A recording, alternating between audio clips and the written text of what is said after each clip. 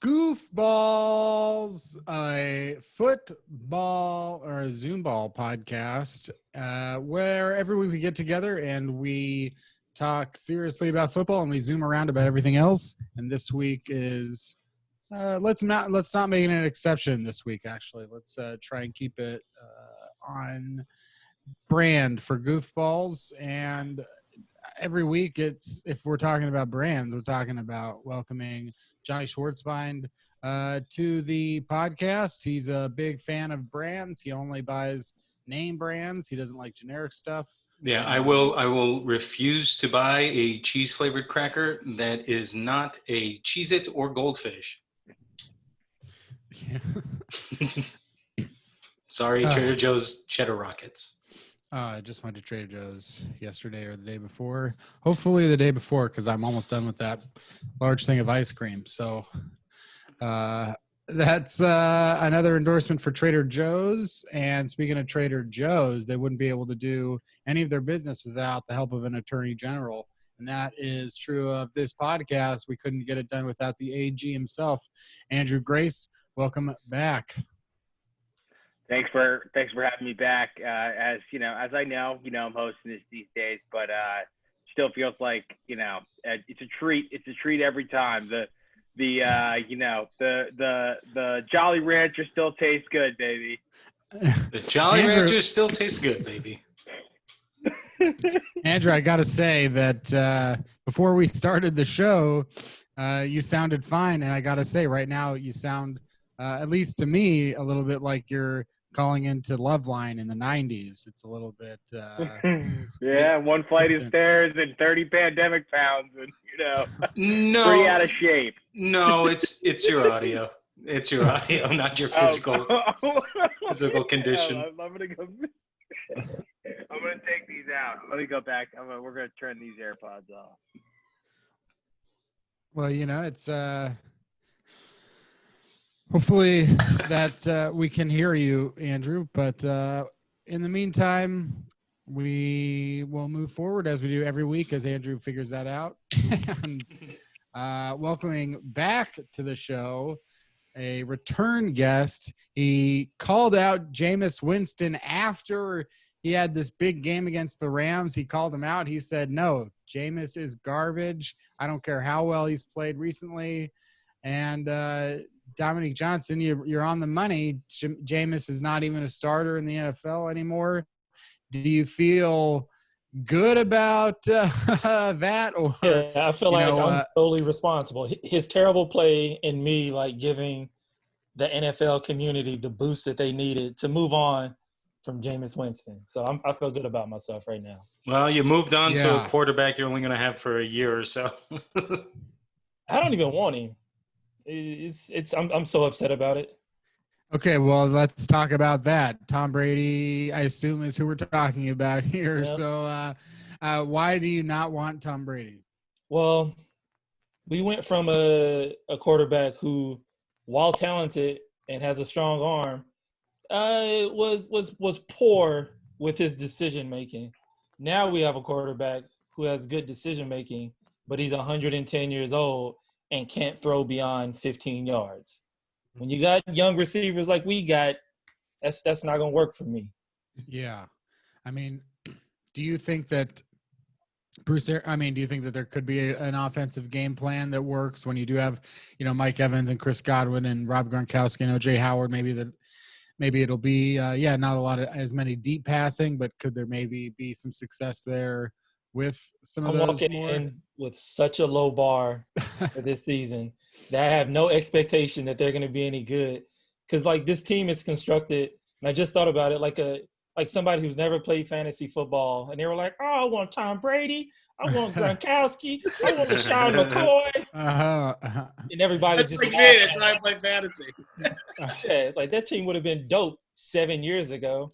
Yeah, that's a good point. Well, what I do saw you an interview with Mike Evans, and he was talking about Tom Brady. He's like, he just every time he makes a mistake, he was talking good. He was trying to talk about him. He's like, he just wants to keep doing it over and over. And I just have this image of Tom Brady just fast. And he's like, come on, all right, one more time.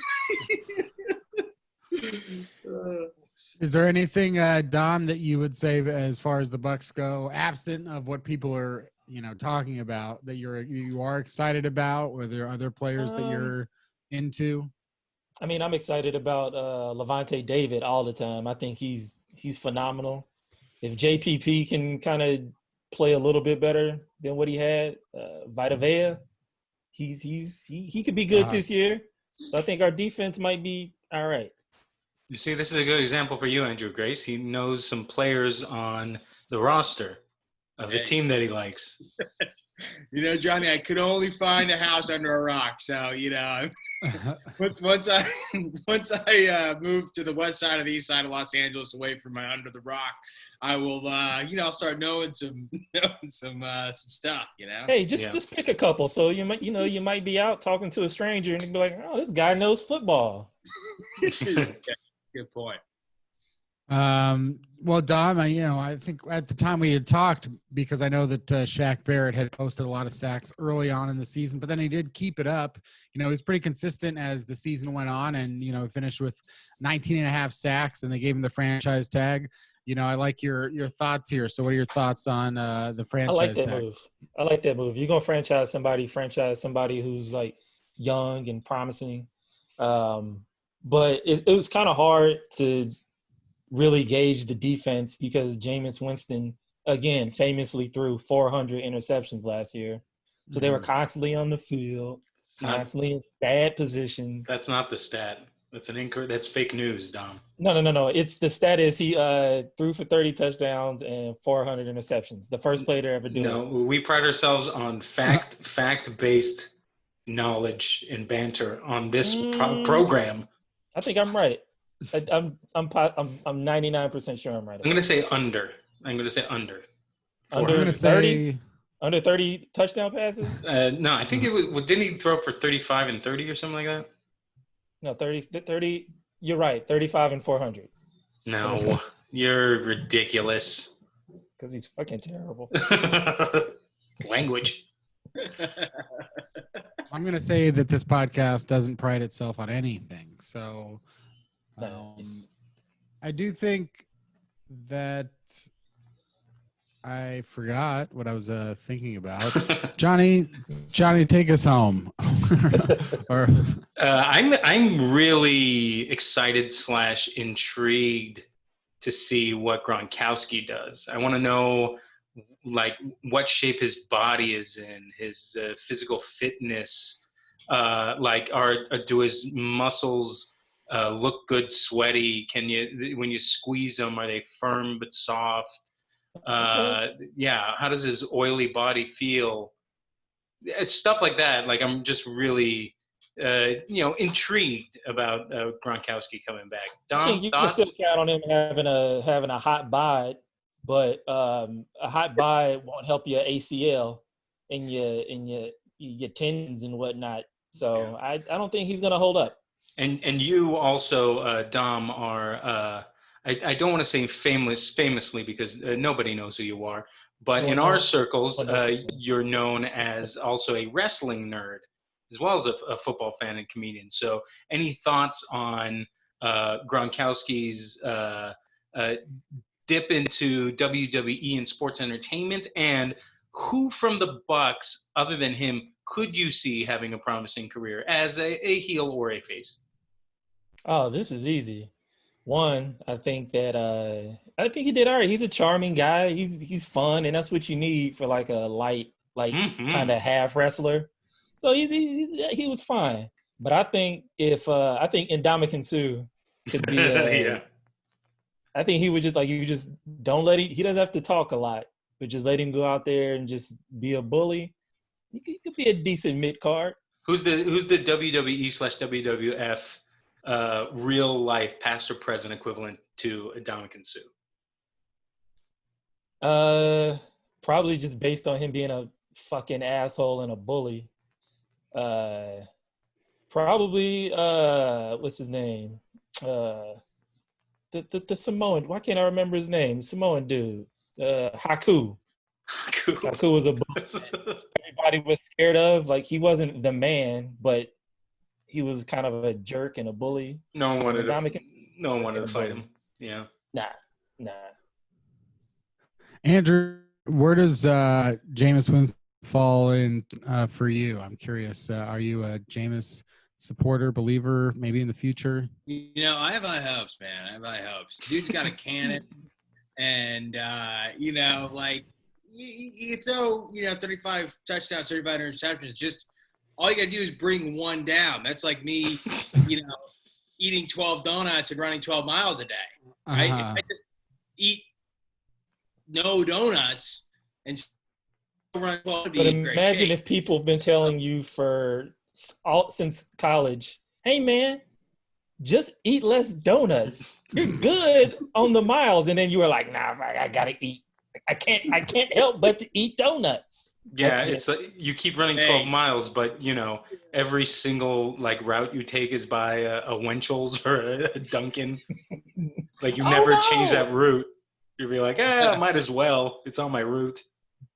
I will say, like, he wouldn't be necessarily the first quarterback to figure out throwing less interceptions in the middle of his career. So it's possible. I like the situation that he's in with New Orleans, that he just doesn't have to.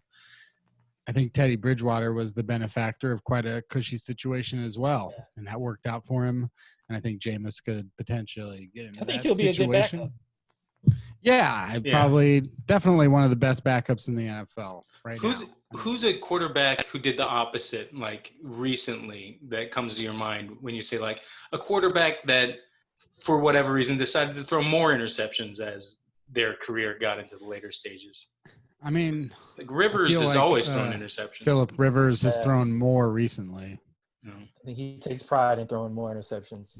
Yeah, that's like his thing. Yeah, Peyton Manning did, but that's because he was broken.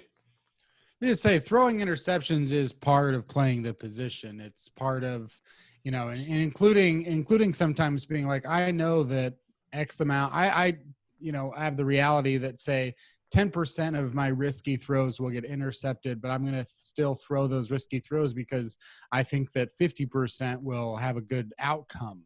So you're just balancing those throws because, it's, at a certain point, that if you have to throw the ball to Mike Evans, he might be good. He might be well covered by Marshawn Lattimore, but you say, hey, I'm going to do it. Now, look, I understand that Jameis Winston throws a lot of interceptions that aren't like that.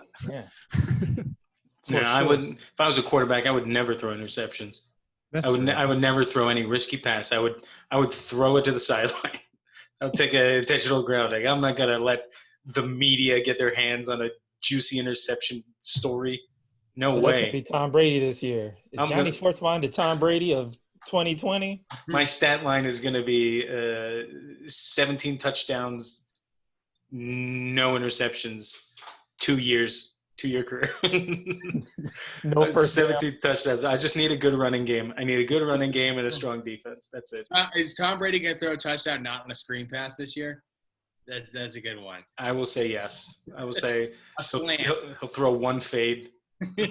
That's what I was thinking in the very first game. He's gonna be like, "Fuck it, just go," and he's gonna throw like a 45 yard pass, and everybody's gonna be like, he still got it. There's gonna be a lot of times where it's like on the 2-yard line, and he'll take a no-step drop and just lob it in the air in the corner to Gronkowski, and hope that is just a shell of a battered body and back and brain can manage to hop up and put one grizzly paw on it. There's some part of me though that like with Tom Brady, if he just because I hate New England so much. Now he's on Tampa Bay. I still don't like Tom Brady, but I'm like, what if this guy just undercover just gets juiced, on performance-enhancing drugs? Just has like a 6 more years of dominance, divorces Giselle, marries. Just turns into a complete animal. Yeah, decides to just grow a soul patch. Yeah. You got some dreads. Yeah, he starts scrambling a little bit. You see him just take like some sort of medicine dropper and just pop it into a monster high voltage energy drink. Just pound it on the sideline. You know what? I'd be a Tom Brady fan, and I'd be singing a completely different tune. Just wearing a shirt that says "fuck Belichick" every day. I'd be 100% on board. I have a segment idea that I think I'll be able to use throughout the season. Very good. Something called the Knees Bees, and the knees being me, Kenny, shortened to knee, and then bees. These are some rookie players around the league. They're getting a pretty good grade, maybe like a B. So that's how you get the name, the Knees Bees. Johnny, any thoughts on the name? Great play on the popular term bee's knees, as in being the best, and changing it to you, who is the best, and then B, which is sub best. I also think you can turn into like busy bees, where it's like this is someone who wasn't expecting to get a big workload, and now they're playing a lot. Yeah. Well, maybe it could be a subgroup of the Knees Bees. Knees busy bees. Yeah, the Knees Busy Bees. And it could be the Knees A's, because I really do want to let these guys know that they're doing quite well. So I figured it would be nice to start off with some of the Knees Bees from the Bucs, the Giants, and the Eagles. How would that sound? That'd sound fun. All right. We could highlight some guys. Andrew, I know you're paying attention very closely to this and who the Giants are going to be for the Knees Bees. Andrew, as far as the rookie class goes, can you think of a Knees Bees for the Giants? For this year's rookie class? Yeah. I'm spacing on everyone we drafted. I'm not going to lie. That's okay. I'm just going to be honest, man. Who do we pick? We picked an amazing. Andrew Thomas was the tackle. Thomas. Yeah, you know me. I'm all about the O-line life, and Andrew Thomas. I'm not Mel Kiper. I didn't watch all his film, but I know he was picked pretty high, so he's probably pretty good at blocking. So and he's I mean, I don't know what I'm talking about. So. Yeah, and I didn't really. But you still keep talking, so I really appreciate that. Yeah. I didn't necessarily ask you to. It's a very long. You seem nervous, but I got nervous. It's okay. If you like linemen, they also picked Matt Pert in the third round. He's a tackle as well, so you can follow Matt Pert. They might have to rely on him as early as this season. And here's your first real entry into the Knees Bees. 4th round pick, cornerback Darnay Holmes. Has anybody heard of Darnay Holmes? What school did he go to? Well, the one and only Darnay Holmes went to UCLA. I've heard of it. Oh, okay. Yeah, University of California, Los Angeles. We've all been pretty close to it. Yeah, at least. Is it the Bruins? Westwood. What is it? Bruins. Oh yeah, the Bruins. Exactly. Yes, that's right. Yes. Do you guys like Westwood? Where's your favorite place to eat in Westwood? They have a good ice cream cookie place. Yes. I'm gonna go with the ice cream cookie place. Okay. We've got 2 people guessing ice cream cookie place. Andrew, would you like your guess to be ice cream cookie place? I actually Headliner's Diner. Check it out. Amazing. Oh. Name a Giants rookie. Name a restaurant of Westwood. Ooh, Highlanders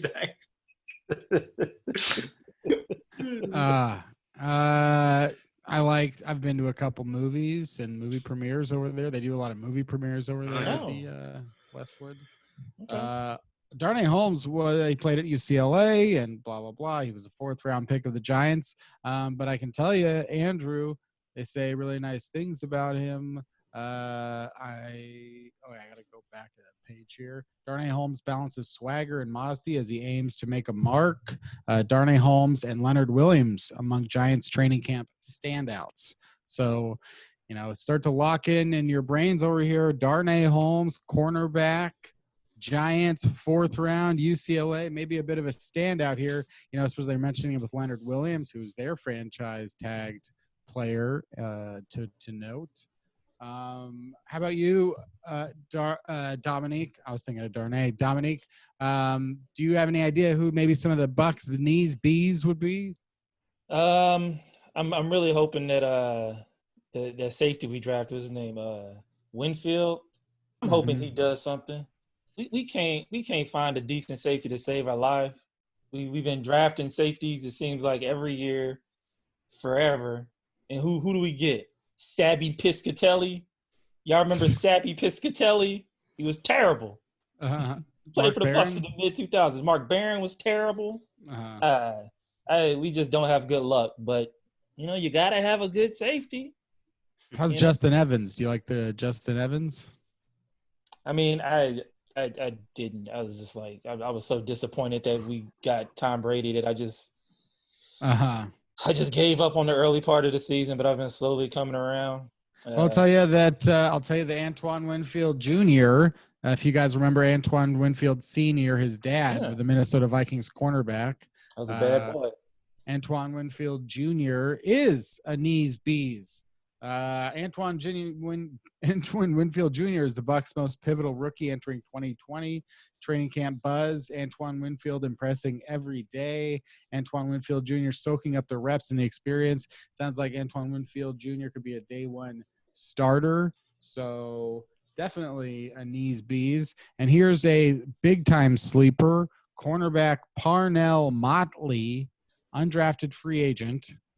He's a cornerback who has been very impressive in training camp and could be making the team as an undrafted free agent, even though, the pandemic made it an unusual offseason. A lot of people thought maybe undrafted free agents would really struggle to make teams. I mean, we'll see what happens on final cuts. I got cut. You got cut? Yep. How did that happen? Shit, I was a walk-on for the Rams. And I made it through a few practices, and it was like, man, there's just not a spot for you. But we appreciate you coming in. Also, who are you? I'm Dominique Johnson. I play cornerback. This sounds right. Yeah. So it was fine. I didn't get drafted. Call me DJ. Johnny, can you think of any Eagles for the knees bees? Yeah. I mean, we drafted a ton of people this year. A lot of people are excited to see what Jalen Rieger is going to do. He's at TCU. He was our first-round pick, and he can just fly. I think they have him in the depth chart at slot receiver, starting slot receiver.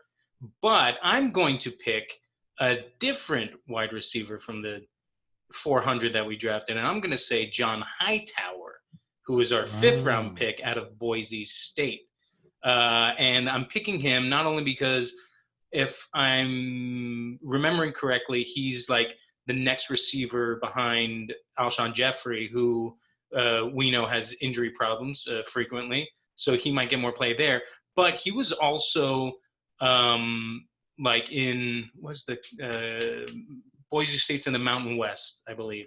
Like he was like a first or second all Mountain West kick returner as well.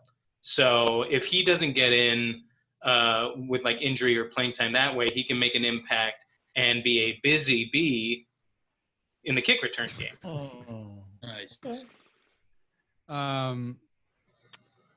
That is a good selection. That was definitely one of the guys that I had seen had gotten good training camp reports and could definitely be among the knees bees is John Hightower. But you're right. They drafted a number of – obviously last season they had all their issues with the wide receivers. There's another dude, Prince – I can't remember his name.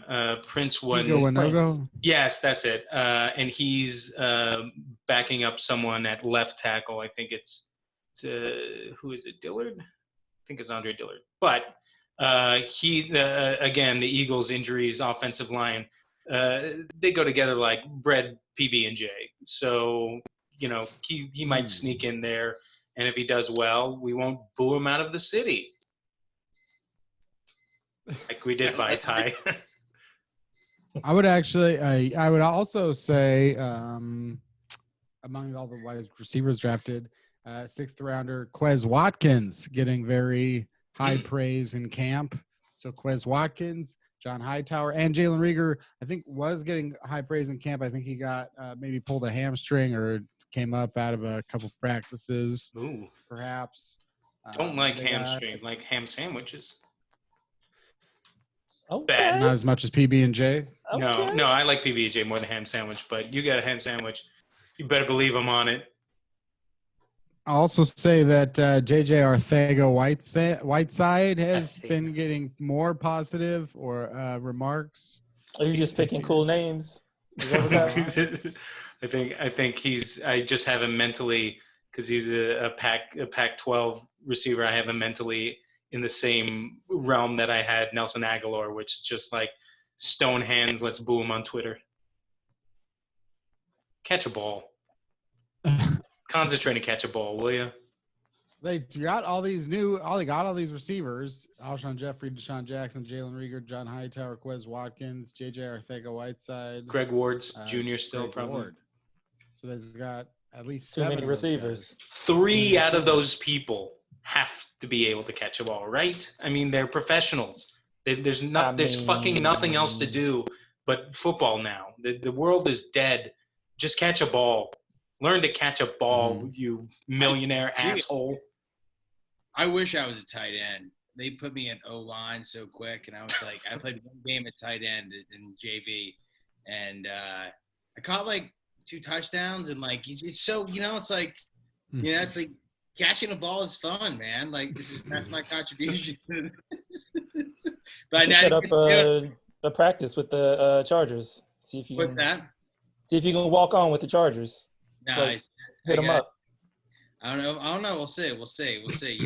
I gotta try out. You're gonna show up sweaty, heavy breathing, a box of dozen donuts with 1 left in there, and give it to the coach. Say sorry, I'm late. You really think that's gonna get you on the Chargers? Yeah, Johnny, but you don't know about my secret NO explode, dude. Sorry, I'm late, coach. I was eating 11 donuts in my camper. Sorry to derail that. No. Yeah. When I was in high school, I understood. I was a big guy, more round maybe than tall and lean and strong, and I wanted to play defensive end and pass rush. I want to get the sacks and stuff like this. And I definitely would have rather played a tight end than a tackle. You want to have some sort of stat. I feel like a lot of players do, but yeah, there are there's a crazy amount of wide receivers that seem to be doing well right now, including like Reclamation. I mean, every team seems to have 2 guys. Not every team necessarily has 2 guys like Chris Godwin's and Mike Evans, but but there's a lot of teams that wouldn't necessarily get rid of their top 2 receivers right now. So there was just I noticed a lot of like late round guys that would be on the knees bees. And for the Seahawks, I got a knees bees. Most of these guys are late round draft picks. Not that the Seahawks typically have a problem doing better in the later rounds than the early rounds. But 5th round pick, Alton Robinson is a pass rusher. He played at Syracuse, and it's still a team. Okay. Yeah, same school as Chandler Jones. Had a very good combine, and has had a very productive camp. Might be one of their top pass rushers this year, just based on the fact they don't have a ton of really good ones. So it could happen. So Andrew, write that down. Alton Robinson. Show me the pen. I haven't done spade work in a while. Yeah, we got to get write it down. Very believable. Okay, now here's the test, Kenneth. Andrew, repeat back the name that Kenneth just told you to write down and remember. Syracuse. No. That's correct. No. That's I can't. Close. Can you remember the name? Can you seriously remember the name? No idea. No. Last name. How about the last name? No, I won't even try, man. I just give me a letter you think is in the name that he said. Oh, okay. Yeah, that's easy. I can go with that. A. A. Yeah, first name starts with A. Okay. First name does start with A. Yeah. That's good enough, Andrew. Good What if boy. Andrew just went with like, let's see, my name is Andrew. Yeah. That's got to be most names, right? Alton Robinson. Remember that, Andrew. Alton Robinson. Okay. Write it down. Okay, what about, can you name any of the players that the Giants drafted this year? That Andrew Thomas. Okay. No? Any of the other ones? Like I'd the have- high pick? I'd have to look it up. Oh, What's okay. that? The high pick. I got the high pick. Honestly, no. You know what? Matt Pert. Matt Burr. Okay. I'm just getting this. I'm locking it into your head. You're locking in. You're doing it. You're picking up my slack. I can help you. You know, we can definitely help you with your fantasy teams. You know, we can talk in our time here because we don't really have we don't have a real schedule for this, but it was we continue the podcast or however we do continue it. Johnny, Andrew, did we have any other segments to get to? For this episode? Yeah. No.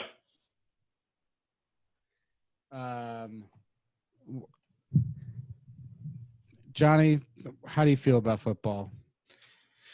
In general, sad. Whatever we have this year, whatever it is, it won't be the same. They'll pipe in some noise or they'll put fucking teddy bears or cutouts in the stands and everyone's going to pretend like it's life back to normal, but it's not. And I blame the current administration's handling of the coronavirus. I really do. So if you're listening, Roger Goodell? No. If you're listening to this, and I'm being completely honest to the 100 or so people that will hear this episode, if you vote for Donald Trump in this upcoming presidential election, I don't like you. And I think you should stop listening to this show because one of the three co-hosts does not like you. Tell him, Johnny. Yeah. I don't like you either. I don't think anyone that I know that I care about that would vote for Donald Trump will listen to this. So I'm speaking directly to any stranger. I don't like you. You see me on the streets, don't say shit. I would take your ham sandwich and put a pickle on it because you probably didn't put a pickle on it, you idiot. And I would eat it in front of you and steal your sandwich and eat it with pickle. Where should I get a ham sandwich? Where's the best place to get a ham sandwich in Los Angeles? Home. Where the fuck are you going? Don't go out for a ham sandwich. Yeah, make your own. We're in the middle of a pandemic. What about a pastrami sandwich? Ooh, pastrami. You got to go Bay Cities in Santa Monica. Oh.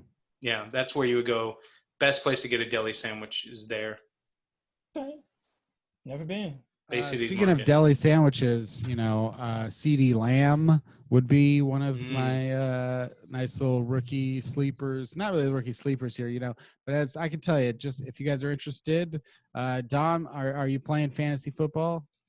No, not this year. I couldn't bring myself to go through the hour or whatever it takes to pick a team, and then 2 weeks into the season, like, everybody got coronavirus. The season's canceled. I can't do that to myself. The season will start, and it'll be fine, and then it's going to get canceled, and then I'm not going to have shit to do for the rest of the winter except watch soccer. I would suggest maybe this is the year I might try like daily fantasy or like weekly fantasy one time. You know what? Oh. I might give that a shot. Yeah. I've read a lot of camp reports, so let me quickly, I know we only got a few minutes left even, but let me run quickly through what I've read because, followed the draft, then these names probably stand out. Henry Ruggs, they love him in Las Vegas. He's, they're very excited about what he can do early on.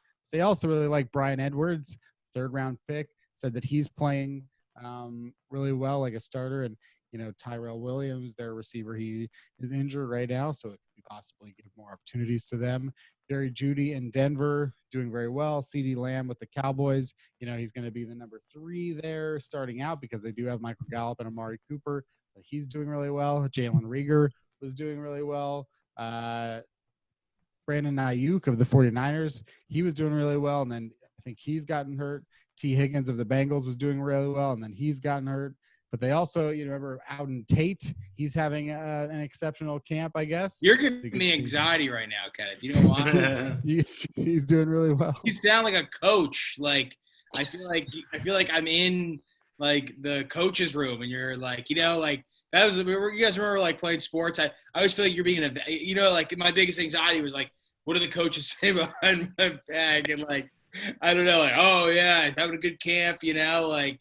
It was I don't know, but you have the coach kind of. I feel like I'm in an episode of Hard Knocks, and you kind of have this laid back, like you might have a piece of dip in or something, and you're just, all right, guys, let's figure this. I have a nice dip in, and then there's a long list of other guys that are doing well. Laviska Shenault, Chase Claypool, Van Jefferson. Oh my gosh. Oh, Gabe Davis from the Bills. There's a nice little deep sleeper there for you. Remember that, Andrew. Remember that, Gabe Davis for the Bills. Write that down. We have a minute left if we're trying to do a nice, clean, tight goofballs this week. I'd like to give as much of that time possible over to our guest, Dominique. Is there anything you'd like to say to Tom Brady before we go, or to anyone out there? For Tom Brady, fuck you. Peyton Manning is better. I want everybody listening to this episode to remember, if you have friendship in your heart, a wolf will never attack you. Follow me on all the things on @TheDomJohnson. At the Dom Johnson. Thank you so much again for being on the show. Johnny Schwartzbein. Follow me at JJS Comedy on all social media, and like Goofballs and Football Podcast on Facebook. Follow us at Goofballs on Twitter and at Goofballs Podcast on Instagram. YouTube page coming soon. Andrew Grace. You have friendship in your heart, a wolf will never attack you. Holy shit, that just blew my mind. I love that, dude. I'm just going to second that, dude. That's a beautiful thing. It is a beautiful thing. That's it for this week episodes of Goofball. Come back next week and we'll goof around again. Cowboys suck.